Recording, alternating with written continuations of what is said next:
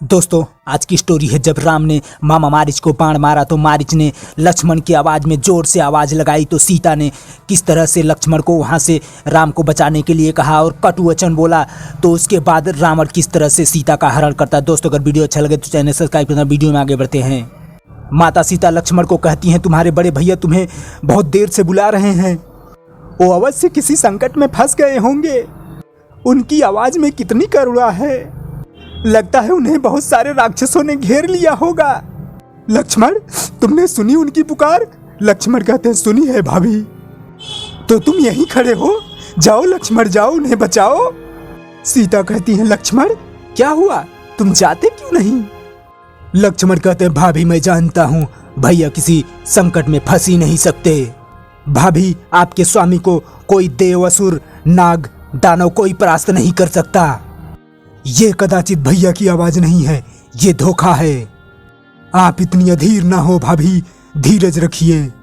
सीता कहती है जिसका पति संकट में हो और सहायता के लिए पुकार रहा हो उसको तुम धीरज रखने की बात सिखा रहे हो।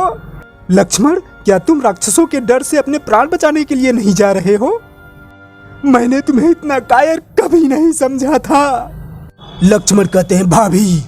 सीता कहती है अपने भाई के सामने धनुष उठा उठाकर बड़ी बड़ी डींगे मारते फिरते थे और आज सचमुच वीरता दिखाने का अवसर आया। डरे हुए चूहे की भांति अपने बिल से नहीं निकलना चाहते। लक्ष्मण गुस्से में कहते भाभी आप ऐसी बातें ना कहिए, आप नहीं जानती आप क्या कह रही हैं। सीता कहती मैं तुम्हें अच्छी तरह जानती हूँ। जिस भाई ने तुम्हें पुत्र की तरह पाला है आज जब उनके प्राण संकट में आ गए तो डर के मारे अपने भाभी के आंचल में आके छुप गए। क्या इस समय तुम्हारा यही कर्तव्य है।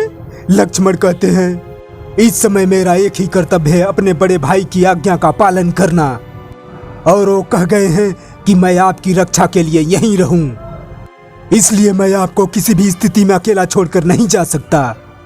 मेरी रक्षा जिसके लिए मैं सारा संसार त्याग कर इस वन में रहने आई हूँ, जिसके बगैर मैं एक पल जीवित नहीं रह सकती। आज जब उनके प्राण संकट में आ गए तो मेरी रक्षा करने से क्या लाभ।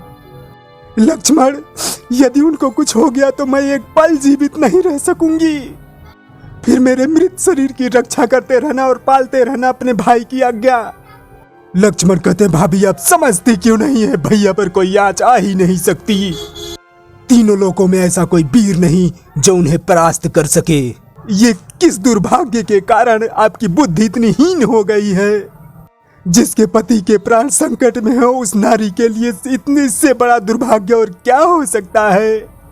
आज तुम हठ धर्मी पे उतर आए हो, जिद्दी तो तुम सदा से रहे हो। कायरता के कारण तुम मेरी अवज्ञा भी करोगे इसकी मुझे आशा नहीं थी।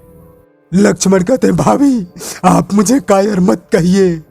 सीता कहती है कायर नहीं तो मेरी आज्ञा का पालन करो। लक्ष्मण कहते हैं भाभी आप हट मत करिए, अमंगल हो जाएगा। सीता कहते हैं तुम नहीं गए तो अमंगल हो ही जाएगा। लक्ष्मण बातों में समय मत गवाओ। सीता कहती है ठीक है तुम नहीं जा सकते तो ये धनुष बाण मुझे दे दो। हर आर्य स्त्री अपनी पति की रक्षा करना अच्छी तरह जानती है। लाओ धनुष बाण भी मुझे नहीं दे सकते।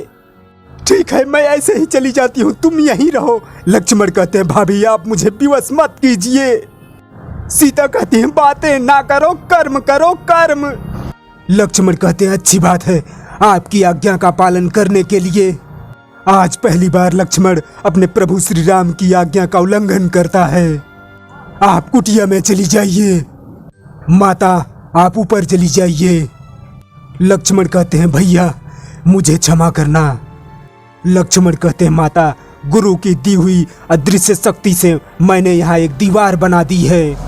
कोई भी इस लक्ष्मण रेखा को पार करके अंदर आने का साहस करेगा तो वहीं जलकर भस्म हो जाएगा। इसलिए माता मेरी आपसे विनती है किसी भी परिस्थिति में राम भैया के आने तक आप अपने चरण इस रेखा से बाहर ना रखें। लक्ष्मण आसमान की तरफ देखते हुए कहते हैं हे वन के देवताओं समस्त प्राणियों मैं माता सीता को आपके सुरक्षा में छोड़े जा रहा हूँ। इनकी रक्षा करना